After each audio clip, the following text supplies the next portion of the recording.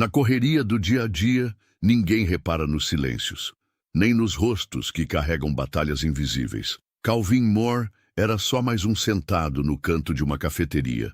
Um homem com um casaco militar antigo, uma xícara de café e o olhar fixo na janela. Mas quando dois policiais decidiram que ele não pertencia àquele lugar, tudo mudou. Não sabiam que aquele sem-teto tinha histórias que ninguém ali poderia imaginar, e que uma simples ligação transformaria não só o destino deles, mas o de todos ao redor. A cafeteria da esquina da Huerta com a Lincoln Avenue, em Denver, era um daqueles lugares que carregam a rotina da cidade. Gente entrando e saindo, copos sendo enchidos, baristas chamando nomes errados no balcão. Para a maioria, era só mais um ponto no meio da pressa. Mas para Calvin Moore, aquele lugar tinha um valor especial. Era o único espaço onde ele ainda conseguia se sentir um pouco humano. Ele entrava ali sempre entre 9 e 10 da manhã. Nunca pedia muito. Um café preto pequeno e às vezes um pedaço de pão com manteiga quando dava. Pagava com moedas contadas, sempre organizadas antes em um saquinho plástico. Cumprimentava todos com um aceno. Sentava no mesmo canto, próximo à janela, e ficava olhando o movimento da rua como quem tentava se lembrar de algo que tinha ficado para trás. Naquela manhã, o frio estava mais cortante do que o normal. Por isso, Calvin vestia seu velho casaco militar verde-oliva, surrado pelo tempo, mas ainda carregando no peito o nome bordado, C. Moore. Era tudo o que lhe restava da sua antiga vida. O casaco era mais do que roupa. Era lembrança, identidade e abrigo. Ele entrou, pediu seu café com um bom dia quase sussurrado e foi para seu canto. Estava com as mãos enluvadas e o olhar cansado. Não parecia diferente de qualquer outra manhã. Mas naquele dia, dois policiais haviam parado a viatura ali perto. Estavam patrulhando a área após uma denúncia genérica sobre um sujeito estranho rondando estabelecimentos. Eram os oficiais Reed e Jacobs. Reed, mais velho, com 15 anos de corporação, tinha a postura típica de alguém que confunde experiência com autoridade absoluta. Jacobs, mais novo, seguia os passos do parceiro sem questionar. Pelo vidro da cafeteria, os dois avistaram Calvin. Viram o casaco, viram a barba por fazer, o olhar baixo e o copo de café nas mãos. E tomaram a decisão. "Tá vendo aquilo, Jacobs?"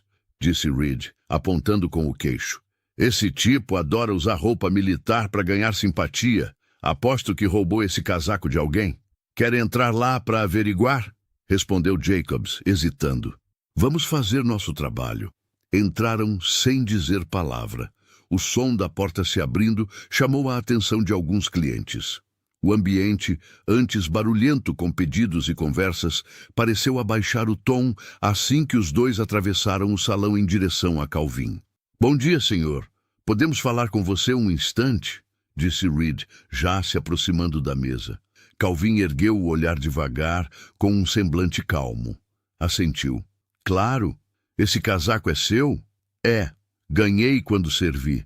Jacobs observava o bordado com desconfiança. Reed cruzou os braços. "Serviu onde?"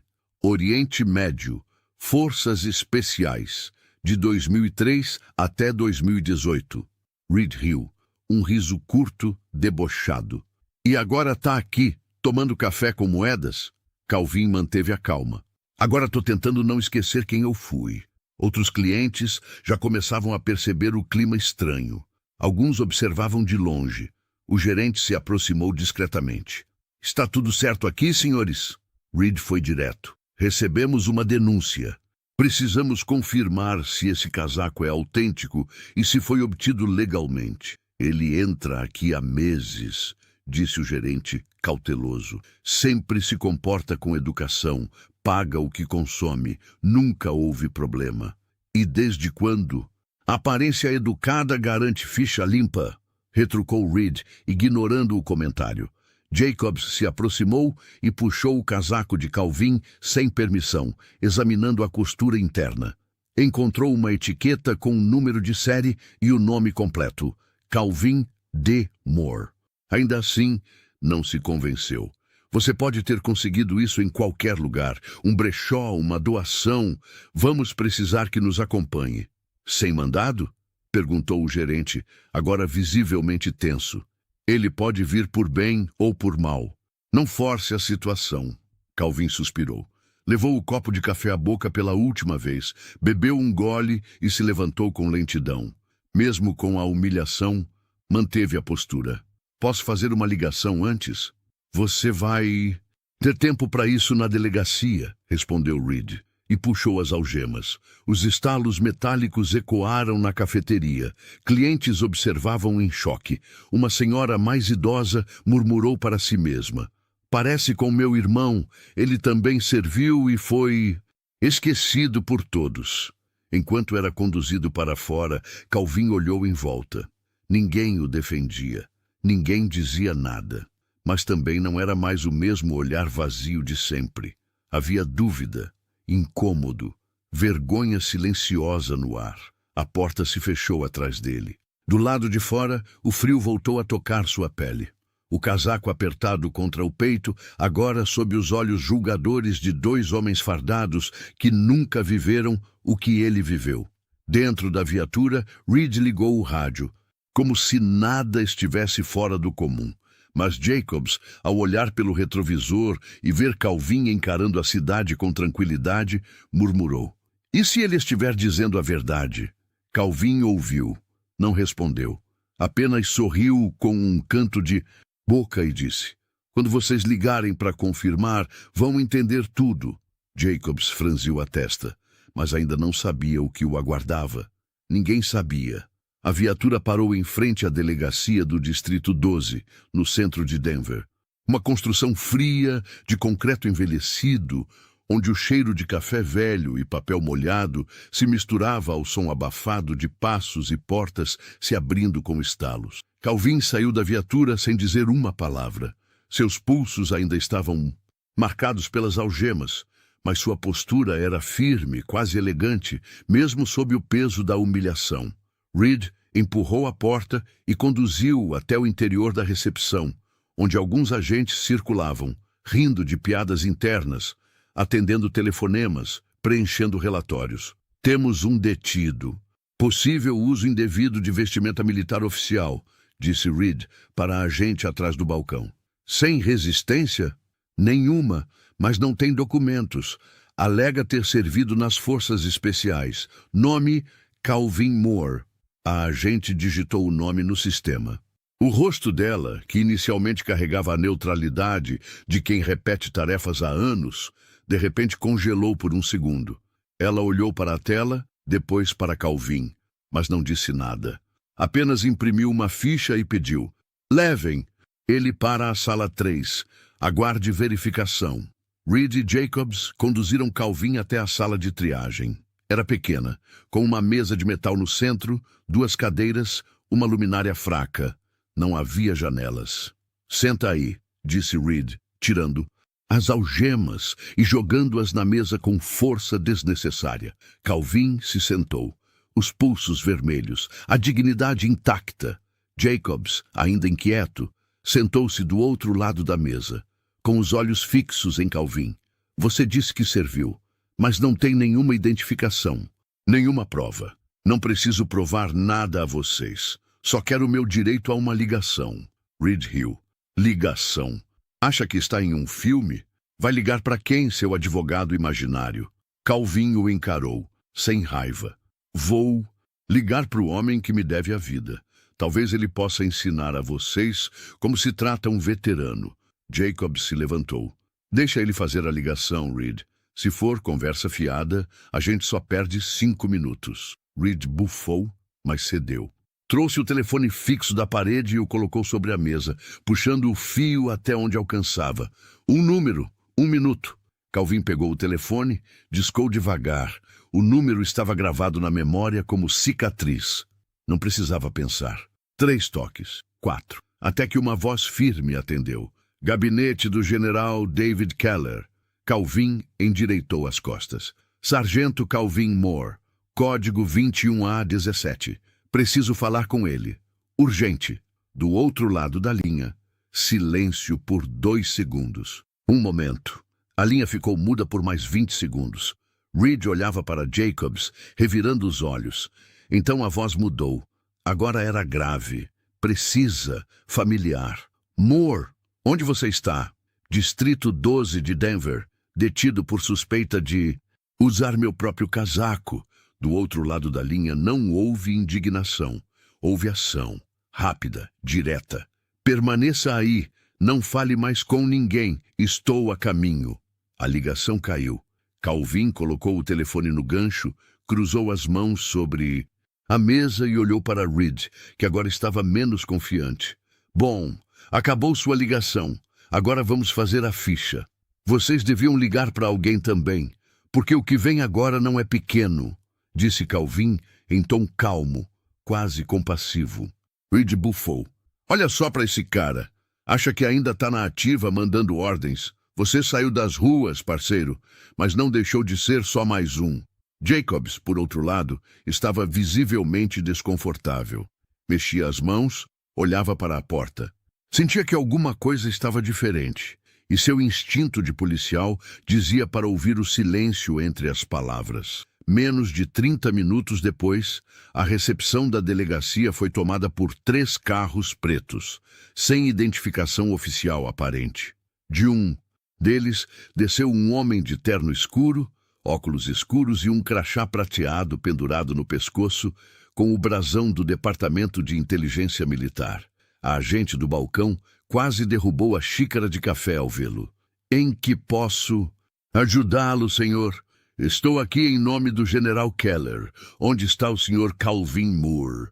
A sala da chefia foi acionada imediatamente. O capitão Thompson, comandante da delegacia, veio pessoalmente à recepção, tentando manter a compostura. Podemos saber o motivo da visita, senhor. Capitão, seu departamento deteve um veterano de guerra altamente condecorado, sem verificação, sem consulta ao Sistema de Reconhecimento Federal de Militares Ativos e Inativos. O General Keller quer um relatório em mãos até o fim do dia. E ele quer o sargento Moore liberado imediatamente, com pedido formal de desculpas da corporação. Thompson gelou. Não era a primeira vez que um erro administrativo tomava proporções assim, mas era a primeira vez que envolvia um nome tão importante. Ele mesmo desceu até a sala onde Calvin ainda estava sentado, agora de braços cruzados e olhar calmo. Sargento Moore, disse, chamando-o pela patente como um pedido de perdão disfarçado. Pode nos acompanhar, por favor? Calvin se levantou, lançou um olhar rápido a Jacobs, que abaixou os olhos.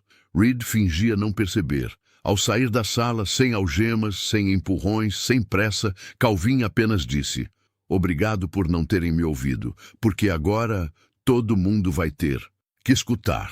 Enquanto Calvin aguardava no centro médico da base militar em Colorado Springs, sentado em uma sala silenciosa, com paredes claras e cheiro de desinfetante, do outro lado da cidade, em uma sala restrita da inteligência militar, oficiais liam, em voz baixa, o nome dele como se estivessem abrindo um baú esquecido. O nome Calvin D. Moore voltava a aparecer nos registros oficiais pela primeira vez em anos, puxado dos arquivos confidenciais com urgência após a ligação feita diretamente ao gabinete do General Keller. Os rostos na sala mudavam à medida que as informações surgiam na tela. Era como folhear as páginas de uma história de guerra que ninguém tinha terminado de contar. Calvin tinha se alistado em 2003, logo após os ataques de 11 de setembro. Era jovem, idealista e carregava nos olhos a raiva de quem viu a própria cidade se partir em medo. Cresceu em Detroit, num bairro esquecido pelo tempo, e viu no exército, não apenas uma chance de estabilidade, mas uma forma de dar sentido à sua vida. Serviu com honra, com garra e com um tipo de lealdade que hoje parecia fora de moda.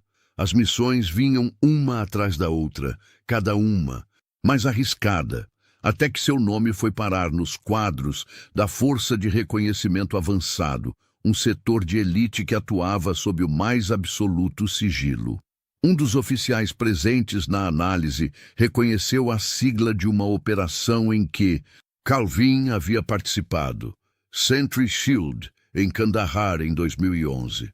Uma missão que havia dado errado desde o início, em território hostil, com perda de comunicação e emboscadas coordenadas. Foi nessa missão que ele salvou não apenas seu pelotão, mas o próprio Coronel Keller, arrastando-o por mais de 300 metros sob fogo cruzado, mesmo já ferido. Essa era a história que nunca fora contada fora dos relatórios classificados. E ali, diante daqueles oficiais, ela ganhava contornos humanos. Durante os anos de serviço, Calvin acumulou condecorações que muitos oficiais jamais chegariam a sonhar. Estrela de bronze, coração roxo, medalhas de mérito e reconhecimento estratégico. Mas essas honrarias, que deveriam ter sido sua garantia de respeito pelo resto da vida, se tornaram apenas pedaços de papel esquecidos em uma pasta depois que ele retornou ao país. O retorno foi tudo, menos glorioso. Como tantos outros veteranos, ele voltou para um mundo que não sabia acolher quem vinha partido por dentro. Não houve desfile nem recepção calorosa. Houve apenas o silêncio, os pesadelos e a solidão. O diagnóstico foi rápido: transtorno de estresse pós-traumático. As imagens da guerra não ficavam no passado.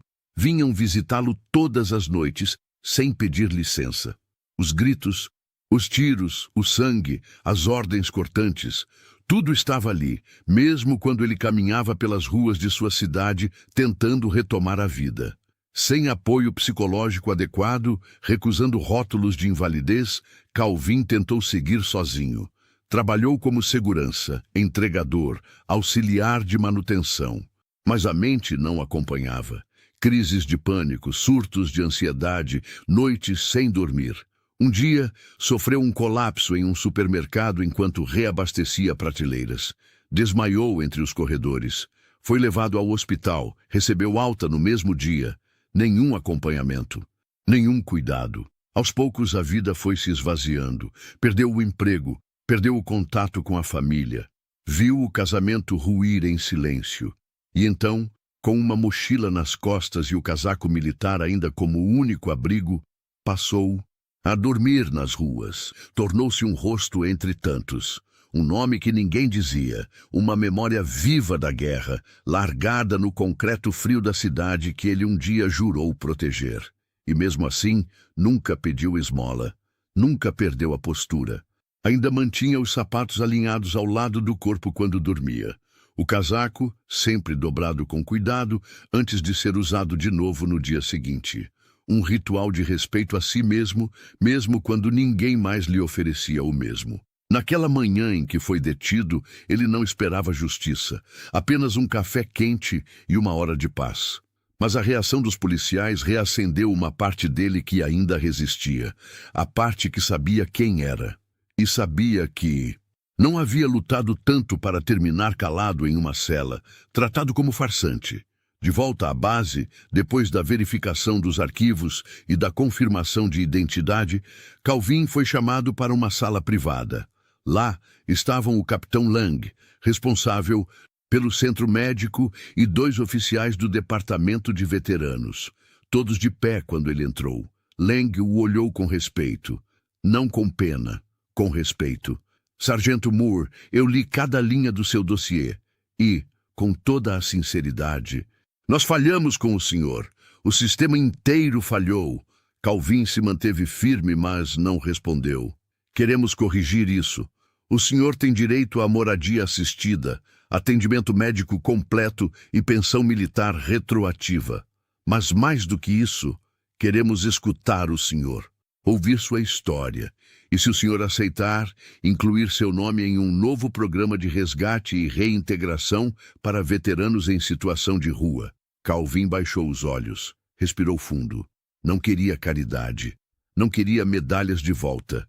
Queria apenas não ser ignorado. Queria que ninguém mais tivesse que provar como ele que ainda era um ser humano. Ergueu o olhar e respondeu com voz baixa, porém firme. Se eu puder impedir que mais um irmão de farda termine como eu, Então estou dentro. Naquele instante, ele não era só um veterano reintegrado, era o símbolo de uma ferida nacional que finalmente começava a ser tratada. Dentro da delegacia do Distrito 12, o ambiente havia mudado. Não de maneira declarada, não em palavras, mas nos olhares, no silêncio mais longo entre um comentário e outro, na forma como os agentes passavam pelos corredores, desviando o olhar quando cruzavam com Reed e Jacobs. Todos sabiam o que havia acontecido, mesmo que a história não tivesse chegado aos jornais nem viralizado nas redes. Não havia manchetes, não havia escândalo público. Mas dentro da corporação, o nome Calvin Moore agora era um lembrete vivo de um erro que ninguém queria repetir. Os 2 policiais foram oficialmente afastados das ruas. A ordem era clara: funções administrativas apenas, sem contato com o público, sem farda, sem arma. A medida, embora não definitiva, era simbólica. Estavam ali, dentro do sistema, mas fora da ação. Reed reagiu como quem recebe uma afronta pessoal. Resmungava pelos cantos, batia portas com mais força que o necessário e murmurava para os colegas que tudo era exagero, que estavam apenas fazendo o trabalho deles.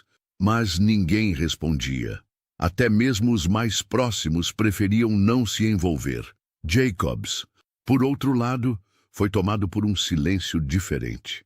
Passava os dias em uma mesa no fundo do setor de arquivos, organizando pastas antigas, preenchendo formulários obsoletos e evitando o próprio reflexo nos vidros. Ele lembrava dos olhos de Calvin.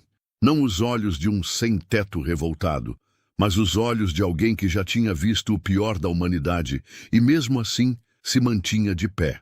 A imagem dele algemado, dizendo com serenidade que tudo mudaria com uma ligação, não saía da cabeça de Jacobs. No fundo, ele sabia, desde o início, havia algo naquele homem que não combinava com a sujeira da rua, nem com o julgamento apressado que ele e Reed fizeram. O Departamento de Conduta e Ética Interna abriu uma sindicância silenciosa. 2 representantes da corregedoria chegaram à delegacia, não para investigar um crime, mas para entender o que levou 2 policiais a tratarem um veterano de guerra com deboche e desconfiança, mesmo com indícios claros de sua identidade. Foi pedido o acesso aos relatórios da abordagem, aos áudios da viatura e aos depoimentos dos envolvidos. A investigação não buscava culpados com alarde. Buscava entender como a arrogância institucional se tornou padrão. O capitão Thompson, responsável pela delegacia, acompanhava o processo com um misto de vergonha e urgência. Era um homem experiente, respeitado, mas que sabia quando o silêncio de anos finalmente cobrava seu preço. Convocou uma reunião interna com os oficiais da casa, fechou as portas, desligou os telefones e falou com uma voz firme e sem rodeios. Disse que o caso Moore não era apenas sobre uma abordagem mal conduzida. Era um retrato de uma falha mais profunda, a incapacidade de ver a humanidade nas pessoas antes da farda. E se a polícia quisesse continuar existindo com algum respeito, teria que aprender a olhar de novo. Enquanto isso, Jacobs tomou uma decisão. Escreveu uma carta. Não foi um pedido de desculpas genérico. Não. Foi uma tentativa de limpar a própria imagem. Foi um texto sincero, rabiscado, reescrito 3 vezes antes de ficar do jeito certo. Levou até o capitão Thompson e pediu que fosse entregue a Calvin, se fosse apropriado. Na carta, Jacobs escreveu que lamentava profundamente o que havia feito, que não conseguia dormir direito desde aquele dia, que pela primeira vez se deu conta de que estava usando a farda para se proteger do que não queria ver, e que se Calvin permitisse, gostaria de um dia trabalhar em algum programa de escuta, de apoio, de qualquer coisa que evitasse que outros como ele passassem pela mesma humilhação. Thompson leu a carta em silêncio, não disse palavra, apenas assentiu e garantiu que ela seria entregue. Calvin recebeu a carta ainda no centro médico, leu devagar 2 vezes, depois a dobrou com cuidado e guardou no bolso interno do casaco, no mesmo lugar onde ficavam as lembranças que ele escolhia carregar. Não fez comentário. Apenas olhou pela janela e pensou que, se aquele jovem estava disposto a aprender, então talvez alguma coisa ainda pudesse mudar. Já Reed se recusava a reconhecer qualquer erro. Quando foi chamado para uma entrevista com os avaliadores da corregedoria, sustentou que seguiu o protocolo. Disse que a situação era suspeita, que o uso de vestimenta militar por civis sem identificação era passível de verificação. Repetia os termos técnicos como quem se agarrava a eles para não admitir que havia julgado alguém pela aparência. Mas os investigadores não se impressionaram. Um deles, veterano aposentado, perguntou a Reed se ele sabia como era dormir na rua mesmo depois de ter salvado vidas por seu país. Reed não soube responder. Ao final do processo, Jacobs recebeu recomendação para ser reintegrado ao patrulhamento em estágio supervisionado, com acompanhamento psicológico e participação obrigatória em programas de empatia e abordagem humanizada. Reed foi colocado em licença disciplinar por tempo indeterminado. O sistema não gritou sua culpa, mas também não a esqueceu. Dias depois, o capitão Thompson fixou um quadro de madeira no saguão central da delegacia. Nele, uma única frase gravada em baixo relevo. A dignidade não se mede pela aparência. Se reconhece no silêncio de quem já viu a guerra. Nenhum nome foi citado, mas todos sabiam de quem falava. A justiça feita a Calvin não foi uma vingança. Não veio com gritos, nem com câmeras. Foi lenta, silenciosa e poderosa. Do tipo que transforma por dentro. Do tipo que recoloca as peças no lugar, mesmo quando ninguém está olhando. No quarto simples da ala médica da base militar, o tempo parecia se mover diferente. Não havia barulho de trânsito, nem passos apressados, nem o olhar de julgamento que Calvin havia aprendido a suportar nas ruas.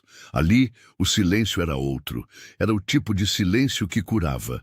Havia uma jarra de água limpa na mesa de cabeceira, roupas dobradas com cuidado em uma cadeira e uma pequena planta em um vaso de plástico ao lado da janela. Nada disso era luxo, mas tudo ali tinha o que ele não via há anos. Cuidado. Calvin dormia melhor. Pouco a pouco, as noites deixavam de ser guerra. Ainda acordava suando, vez ou outra, com o coração acelerado, mas não estava mais sozinho quando isso acontecia. A enfermeira Margaret, que o atendia quase todos os dias, já sabia quando o silêncio dele significava dor. Trazia chá quente, sentava por 5 minutos ao lado da cama e dizia com voz baixa que ele podia respirar devagar. E ele respirava. Enquanto isso, do lado de fora daquele quarto, o nome Calvin Moore circulava de sala em sala, gabinete em gabinete, não como uma celebridade, mas como um alerta e também um espelho. Representantes do Departamento de Assuntos de Veteranos, do Alto Comando Militar e de centros de reintegração passaram a se reunir em sigilo, revendo protocolos, discutindo lacunas e confrontando a mesma pergunta incômoda.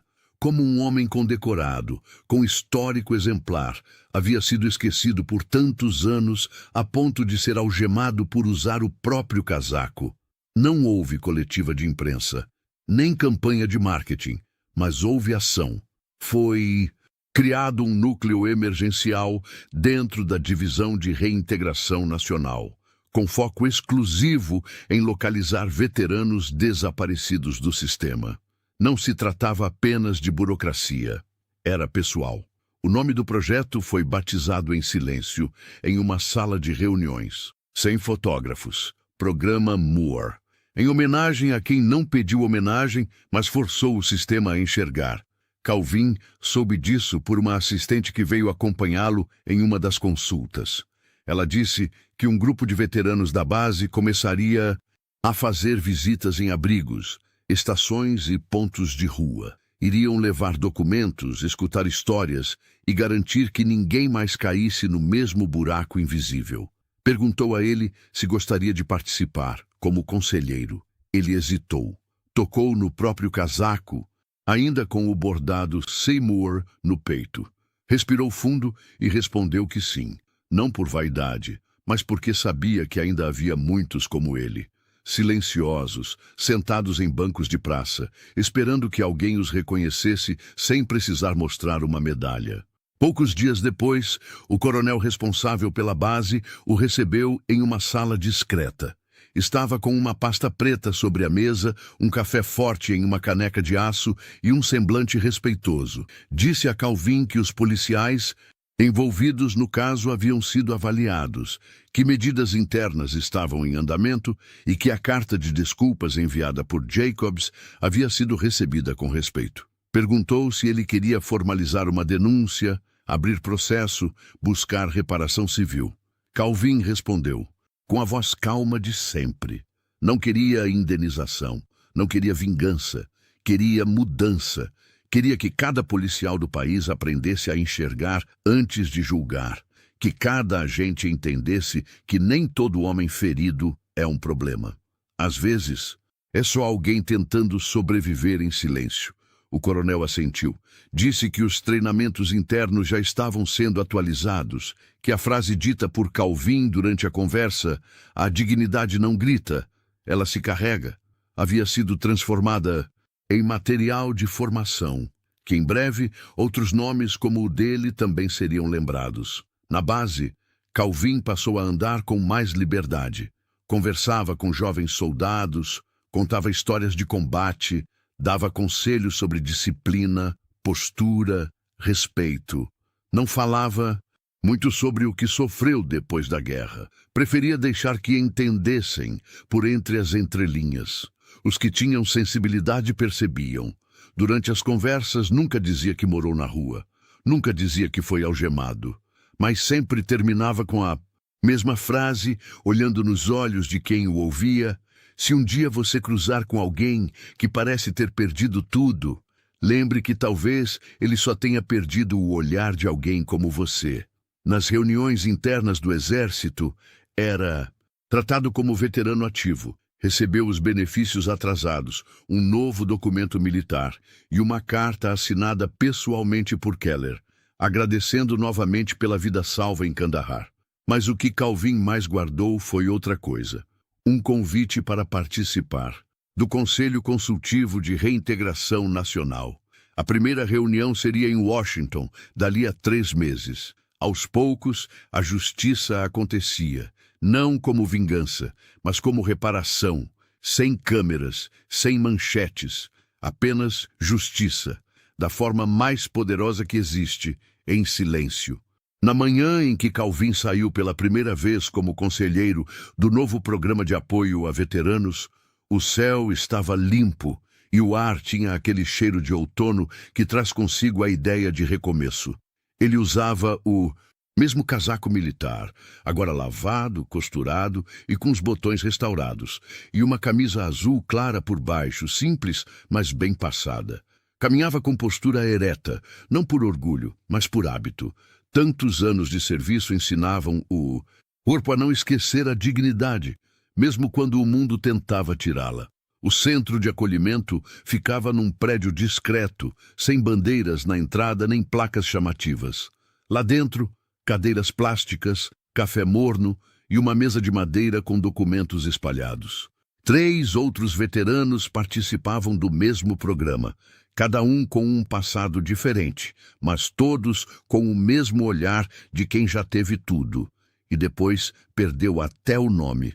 Calvin foi recebido com um aceno tímido por um dos coordenadores civis, que explicou o funcionamento do grupo.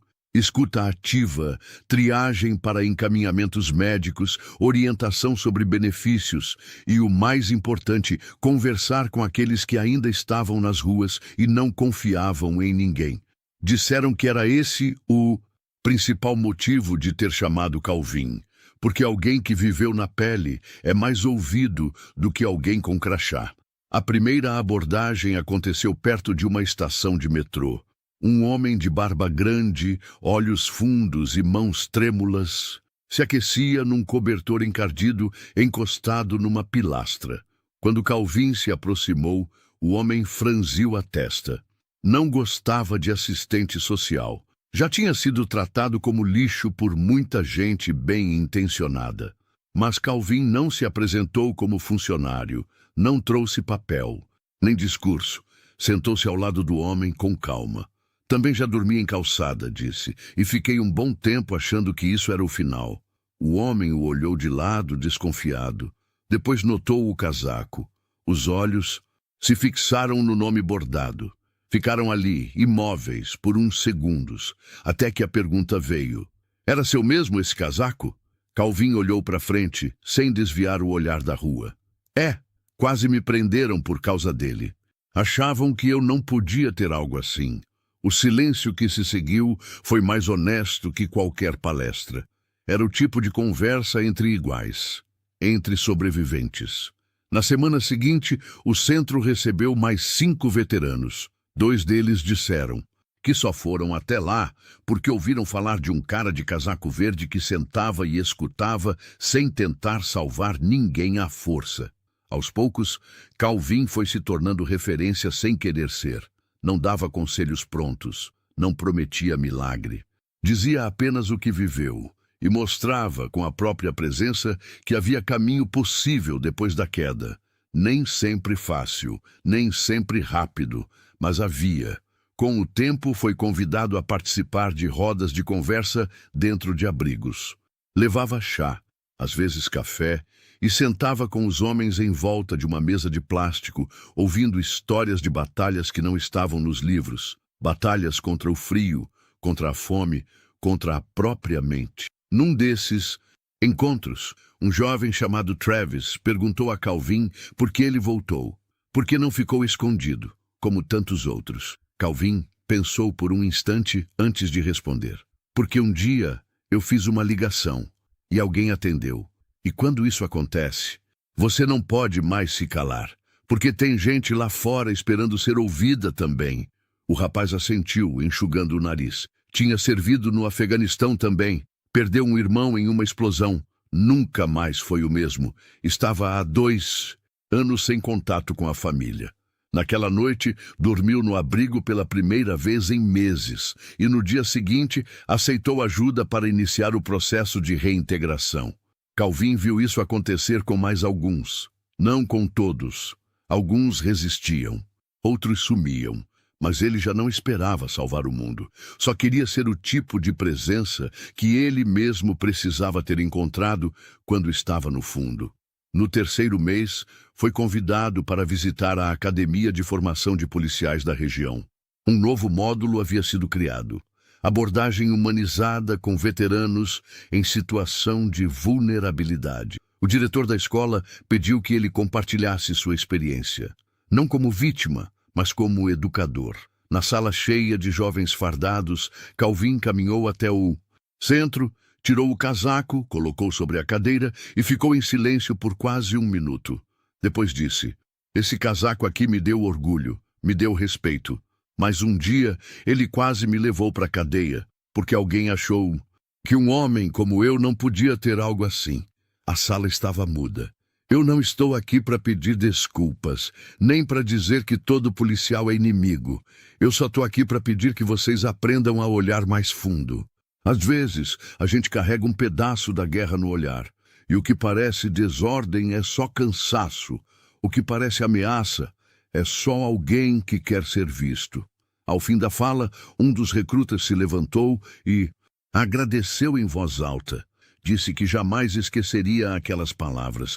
Outros o seguiram com palmas tímidas, que logo se tornaram firmes. Não era homenagem, era reconhecimento. Calvin saiu dali sem alarde, como sempre, mas algo dentro dele estava mais leve. Como se, enfim, as cicatrizes começassem a ter função. Como se a dor tivesse encontrado um caminho para virar ponte. No caminho de volta para casa, caminhando pela calçada com o casaco fechado até o pescoço, ele parou por um instante, olhou para o céu limpo e pensou que talvez o uniforme nunca tenha sido a parte mais importante. Talvez fosse quem ele escolhia ser depois dele. Na primeira sexta-feira de dezembro, a base militar em Colorado Springs amanheceu coberta por uma névoa fina. O frio cortava pelas frestas das janelas e deixava o chão úmido, mas dentro do pequeno centro de reintegração, o clima era outro. A sala principal estava cheia.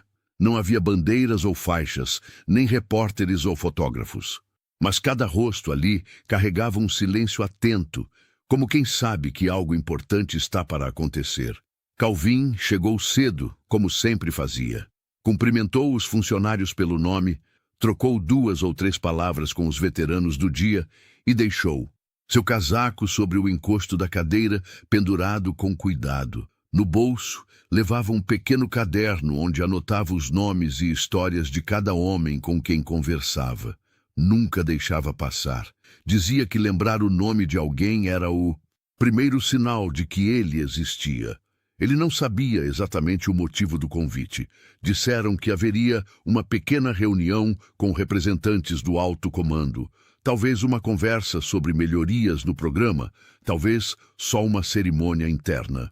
Calvin não se importava com os detalhes. Tinha aprendido a não criar expectativas com as instituições, apenas fazer o melhor no espaço que tinha. Quando a sala já estava composta, um coronel entrou. Era o mesmo homem que havia coordenado o início do programa Moore. Tinha postura firme, mas olhos gentis.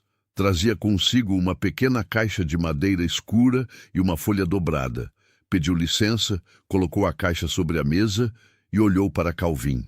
Senhor Moore, pedi que todos estivessem aqui hoje porque há algo que precisa ser feito.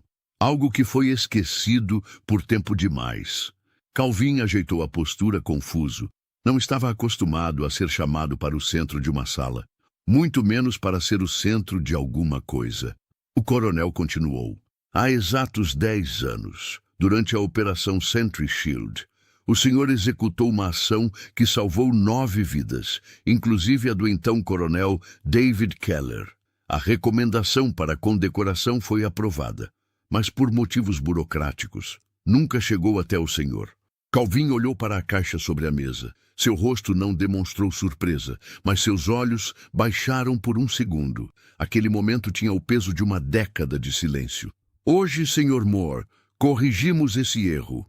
O coronel abriu a caixa e retirou uma medalha cuidadosamente posicionada em um suporte de veludo. Era uma estrela de bronze, a mesma que já aparecia no papel, mas que ele nunca havia tocado com as próprias mãos. Sem discurso ensaiado, o Sinton, coronel apenas estendeu a medalha. Em nome do Exército dos Estados Unidos e com profundo respeito, obrigado pelo seu serviço e por sua paciência com um país que demora a reconhecer seus heróis. Calvin se levantou, caminhou até a frente da sala com passos lentos. Não havia música, não havia flashes, apenas silêncio. Ele segurou a medalha com as 2 mãos, observou-a por alguns segundos e assentiu com a cabeça. Obrigado, senhor. Mas, se me permite, quero deixar essa medalha aqui, no centro. O coronel franziu a testa, curioso. Por que isso, sargento? Porque ela não representa só o que eu fiz, representa todo mundo que passou por isso e não teve nem chance de pedir ajuda. Eu só consegui fazer uma ligação. Muitos nem isso conseguem. Quero que, quando alguém novo entrar aqui, veja essa medalha e saiba que a história dele também pode continuar. A sala ficou em silêncio absoluto. Não era uma fala de efeito. Era a verdade de alguém que havia carregado o peso da invisibilidade por anos e agora transformava o reconhecimento em ponte para os outros. A medalha ficou no centro da sala, protegida por uma redoma de vidro com uma pequena placa. Ao lado, doada por quem não queria aplausos, mas mudança. Depois da cerimônia, Calvin foi cumprimentado por dezenas de veteranos. Muitos que não tinham coragem de contar suas próprias histórias, mas que encontraram nas palavras dele uma autorização silenciosa para não se envergonhar. Um deles, um homem chamado Hector, veterano do Golfo, disse baixinho: "Eu achei que estava morto por dentro, mas depois que te vi falando com o Travis naquela noite, Eu fui dormir pela primeira vez num lugar quente. Calvin não respondeu. Apenas tocou no ombro dele com firmeza. Aquilo bastava. Com o tempo, seu nome começou a circular em outros centros, outras cidades. Não como celebridade, mas como referência, convidado para dar palestras, participar de rodas de conversa, integrar grupos de revisão de conduta policial. Ele aceitava alguns, recusava outros. Não queria virar símbolo. Queria continuar sendo útil. Essa era a sua forma de seguir em frente. Certa tarde, quando voltava para casa, parou numa lanchonete de beira de estrada. Entrou, pediu um café e se sentou perto da janela. Um atendente jovem veio servir. Olhou para ele com curiosidade, depois para o casaco. "O senhor serviu?" Calvin sorriu com um canto da boca. "Servi, sim." O jovem fez um gesto de respeito, recuando ligeiramente. "Obrigado por isso." Calvin assentiu e ficou ali, tomando o café devagar, olhando o movimento da rua do lado de dentro. Um gesto simples, mas que um dia foi negado a ele. Na saída, deixou uma nota de $20 sob a xícara, com um bilhete escrito à mão. Nunca julgue quem usa um casaco gasto. Ele pode carregar mais história do que você imagina. Era uma manhã fria de janeiro quando Calvin desceu do ônibus na mesma esquina de sempre. A calçada da 8ª Avenida parecia menor do que ele lembrava. Os prédios estavam iguais. Os sons do trânsito ainda ecoavam no fundo, e a cafeteria na esquina mantinha o letreiro aceso como se o tempo nunca tivesse passado. Mas ele sabia. Muita coisa havia mudado desde aquela última vez. O casaco verde-oliva ainda o acompanhava. Agora limpo, restaurado, com as costuras reforçadas e o bordado Seymour brilhando discretamente no peito. Era o mesmo de antes, mas carregava uma nova camada de significado. Não era mais apenas símbolo de sobrevivência, era prova de que ele ainda estava aqui. Calvin empurrou a porta da cafeteria com cuidado. O sininho acima dela soou como antes, e o cheiro de café fresco o envolveu com uma força quase nostálgica. Era o mesmo cheiro daquele dia em que fora abordado injustamente. Mas agora, ele não era mais o mesmo homem que saíra algemado dali. O lugar estava levemente mais movimentado. Pessoas sentadas em mesas, concentradas em telas, copos nas mãos, fones nos ouvidos. Ninguém o notou de imediato. Ele caminhou até o balcão com passos firmes, tirou a carteira e pediu: "Um café pequeno, por favor. Sem açúcar." O atendente, um jovem novo, pegou o copo de papel, serviu a bebida e, quando olhou para Calvin, pareceu hesitar por um segundo. Seus olhos passaram pelo casaco, pelo rosto, e então ele perguntou com voz baixa: "O senhor já veio aqui antes, não?" Calvin sorriu. "Já. Uma vez não fui bem tratado." O jovem mordeu o lábio inferior sem saber o que dizer. Apenas ofereceu o café com um gesto respeitoso e não cobrou. "É por conta da casa." Calvin agradeceu com um aceno e se dirigiu para o canto da cafeteria, para a mesma mesa onde costumava sentar. Estava vaga, como se estivesse esperando por ele. Sentou-se com calma, colocou o copo sobre a mesa e observou a rua pela janela. O fluxo de pessoas, os carros, a pressa. Era tudo igual, mas ele sentia diferente. Pela primeira vez, não carregava o peso da invisibilidade. Ele não precisava mais provar nada para ninguém. Do outro lado do balcão, o gerente do local o viu. Congelou por um instante. Reconheceu de imediato. O homem que, meses atrás, havia sido retirado dali como um criminoso por usar o próprio casaco. Engoliu seco. Respirou fundo. Saiu de trás do balcão e caminhou até ele. Parou diante da mesa. Calvin ergueu os olhos, reconheceu o rosto. O tempo tinha passado, mas o olhar era o mesmo. "Senhor Moore, certo?" "Sim." O gerente se mexeu sem saber bem o que dizer. As palavras pareciam maiores que a boca. "Eu me lembro daquele dia. Eu estava aqui. Eu não fiz nada. E isso me persegue desde então." Calvin não respondeu de imediato. Pegou o copo, tomou um gole de café, esperou. Depois disse: eu também me lembro. Lembro que ninguém disse nada, nem você. Mas eu também sei que o medo às vezes paralisa e que o silêncio cobra caro. O gerente olhou ao redor, como se buscasse apoio nas paredes. O senhor me perdoa? Calvin o encarou.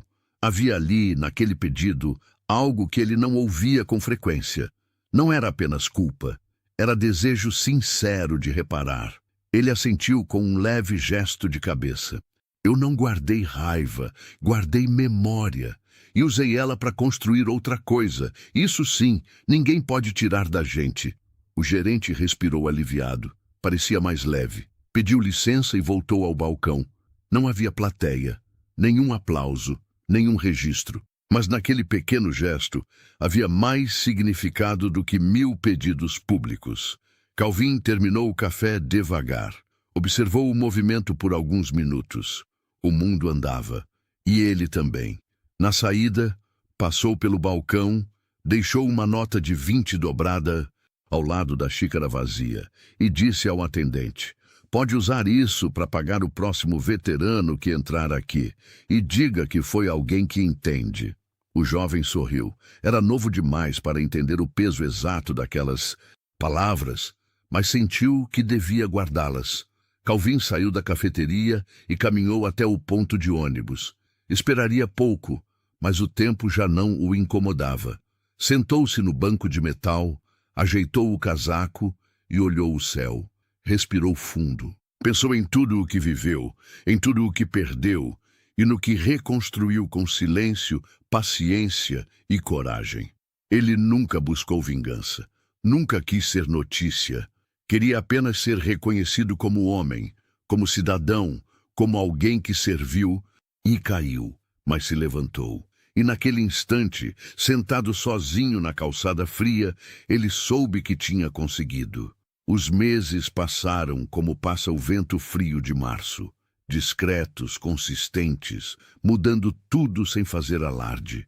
Calvin continuava sua rotina, simples entre o centro de reintegração, as visitas aos abrigos e sua pequena casa nos arredores de Colorado Springs.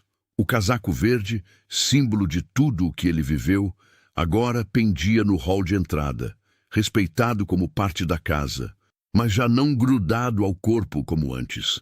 Ele não precisava mais provar nada. No centro, as cadeiras começaram a se encher mais rápido. Veteranos que antes desconfiavam de qualquer ajuda passaram a aparecer com mais frequência. Alguns vinham apenas pelo café, outros por curiosidade, mas a maioria vinha porque alguém lhes disse que ali havia um homem que sabia escutar de verdade. Não havia cartazes com sua foto, nem folders com sua história. Mas em cada canto do centro, em cada conversa sussurrada entre um acolhido e outro, o nome dele circulava como uma espécie de segredo compartilhado. O Moore. Diziam que ele não fazia perguntas que machucavam, que ele ouvia até o fim, e que, quando falava, não usava frases prontas, falava com verdade. Os atendentes do programa começaram a notar algo curioso. Quando Calvin estava presente, a tensão nos ambientes diminuía. Mesmo os mais fechados se acalmavam. Não era carisma, era presença. Ele não precisava comandar para liderar. E isso era mais poderoso do que qualquer farda. Em uma manhã nublada, um jovem chamado Miguel apareceu pela primeira vez no centro. Era calado, olhar desconfiado, com o corpo sempre curvado, como quem carrega o mundo nos ombros. Tinha servido por pouco tempo, mas o que viu e viveu fora suficiente para quebrá-lo por dentro. Passou 2 anos nas ruas. Não falava com ninguém. No primeiro encontro com Calvin, ficou em silêncio. Nos 10 minutos seguintes, também. No segundo, dia, apenas respondeu com sim e não. Foi no 8º dia que do nada começou a falar. Contou tudo de uma vez, como quem precisava vomitar a dor. Ao fim, com os olhos vermelhos, perguntou: por que o senhor escuta? Sem me interromper, sem tentar consertar. Calvin demorou a responder: porque quando eu precisei, ninguém escutou.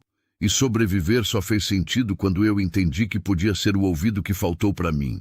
Miguel passou a frequentar o centro. Um mês depois, se ofereceu para ser voluntário na organização dos arquivos. 2 meses depois, se candidatou para uma vaga no programa oficial. Hoje, ajuda outros que chegam calados como ele. O efeito Calvin não se limitava aos centros de apoio. Na delegacia do Distrito 12, onde tudo havia começado, o nome dele foi incorporado a um protocolo interno. Um pequeno manual distribuído aos novatos trazia um capítulo chamado Caso Moore, com orientações claras sobre como abordar indivíduos em situação de rua, principalmente aqueles com indícios de histórico militar. O conteúdo era discreto, técnico, mas carregava a essência do que aconteceu. Respeitar antes de suspeitar, escutar antes de interrogar. Jacobs, o jovem policial, foi reintegrado com restrições. Participava ativamente das formações internas e, por iniciativa própria, passou a dar aulas sobre abordagem humanizada. Em uma dessas aulas, contou a história de Calvin para os recrutas. Eu algemei um homem que salvou mais vidas do que eu posso contar. E mesmo assim, ele não me tratou como inimigo. Ele me ensinou com o silêncio. Alguns riram desconfortáveis. Outros se emocionaram. Mas ninguém saiu dali indiferente. Enquanto isso, Calvin recusava convites para dar entrevistas. 2 produtoras procuraram o centro pedindo autorização para fazer um documentário sobre ele. Ele recusou ambas. Disse que sua história não era entretenimento. Disse que não queria ser lembrado como exceção, mas como sinal de que há muitos como ele por aí. Invisíveis, mas reais. No fim do dia, o que mais importava para ele era simples: continuar presente, levar café, lembrar nomes, reforçar que a dignidade de um homem não pode ser medida pelo lugar onde ele dorme, mas pela forma como ele continua tentando viver. Numa tarde chuvosa, Margaret, a enfermeira que o atendeu nos primeiros dias de internação, apareceu de surpresa no centro. Levava um envelope nas mãos. Lá dentro, uma carta. Era do general Keller, escrita à mão. Calvin, hoje cedo, ao revisar relatórios do programa, vi que mais de 200 veteranos foram localizados e reencaminhados para tratamento por meio do projeto que você ajudou a formar. Muitos deles disseram a mesma coisa. Fui ouvido pela primeira vez em anos. Você não é só parte dessa história. Você é o motivo dela ter começado. Com respeito eterno, Keller. Calvin leu em silêncio. Não disse nada, apenas dobrou a carta com cuidado e guardou no caderno onde anotava as histórias dos outros. Aquela, ele sabia, era apenas mais uma página no caderno invisível que ele vinha escrevendo sem precisar publicar. Seu legado não seria visto em prêmios nem em manchetes, mas estaria presente em cada homem que voltou a dormir sob um teto, em cada recruta que pensasse 2 vezes antes de sacar algemas, em cada atendente que, diante de um olhar perdido, dissesse: senta aqui, me conta seu nome. Um legado que não se grita, que não se aplaude, um legado que se sente. Era início de primavera quando Calvin sentou-se no banco de madeira do pequeno jardim nos fundos da casa onde agora vivia. As flores ainda não haviam desabrochado por completo, mas o verde começava a vencer o frio. O som dos pássaros era suave, e a luz do sol tocava seu rosto com delicadeza. Ali, no silêncio daquele quintal simples, ele sentia que, enfim, podia respirar sem o peso do passado pressionando os pulmões. O casaco verde-oliva estava pendurado dentro de casa, dobrado com cuidado em um suporte de parede que ele mesmo instalou. Não precisava mais usá-lo todos os dias. Já não era escudo, nem prova.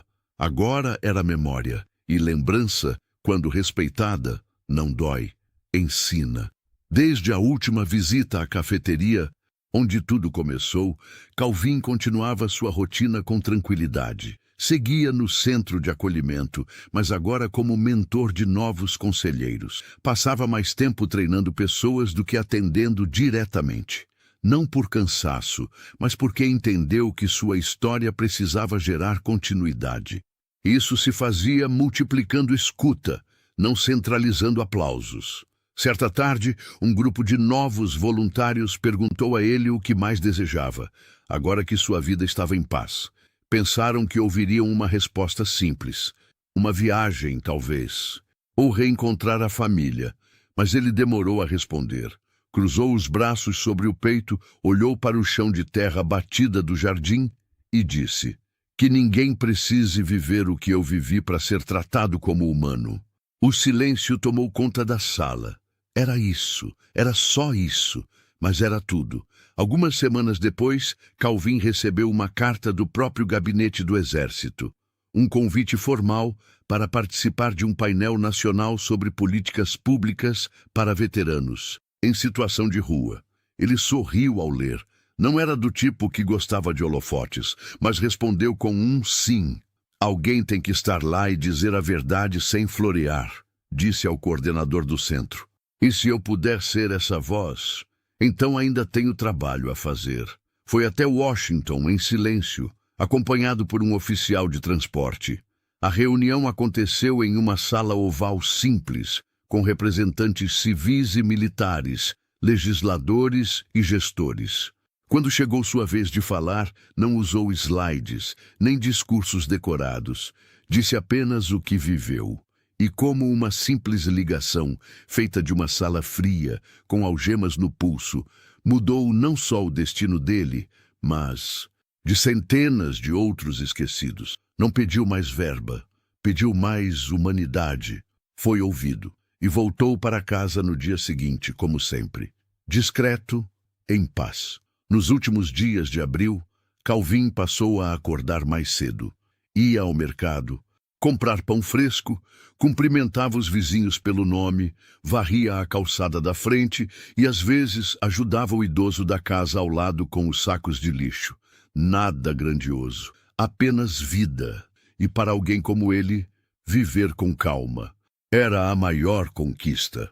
Em uma tarde comum, ao passar por um ponto de ônibus, viu um homem sentado no chão, com um cobertor sobre os ombros e um olhar vazio.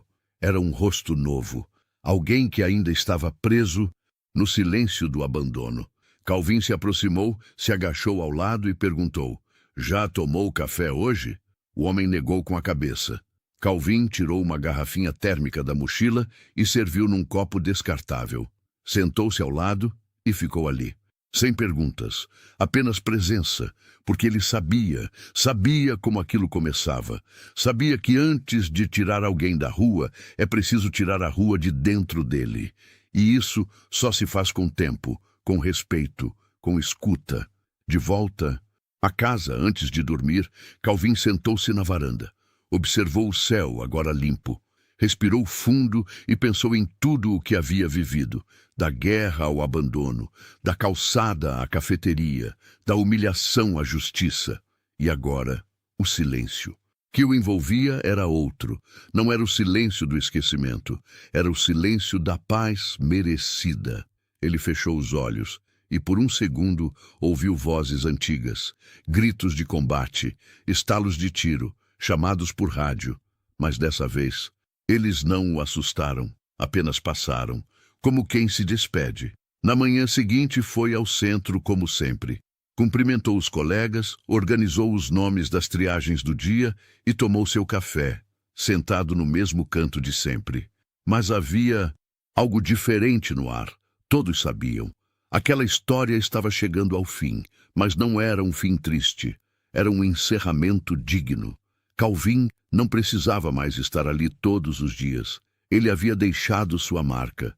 E agora, outros sabiam como continuar. Antes de sair, deixou um envelope na recepção, endereçado aos futuros conselheiros. Dentro havia uma única folha, com uma frase escrita à mão. Se você ouvir com o coração, eles vão saber que podem voltar para casa. E assinava apenas com Moore. O tempo passou e Calvin seguiu sua vida, agora anônima outra vez. Mas seu nome ainda ecoava nos corredores dos centros, nas delegacias reformuladas, nas academias de policiais e principalmente nos cafés quentes servidos com respeito. Ele não virou manchete. Não deu entrevista, mas transformou o mundo de quem mais precisava. E talvez, no fundo, essa seja a verdadeira definição de herói. Essa é a história de Calvin Moore, um homem esquecido pelas ruas, julgado por um uniforme, mas lembrado como símbolo de humanidade, dignidade e transformação. Agora eu te pergunto, você já julgou alguém pela aparência, sem imaginar o que ele poderia estar carregando por dentro? Comente aqui embaixo. E se essa história tocou você, inscreva-se no canal para não perder as próximas histórias emocionantes e inesquecíveis. Até a próxima.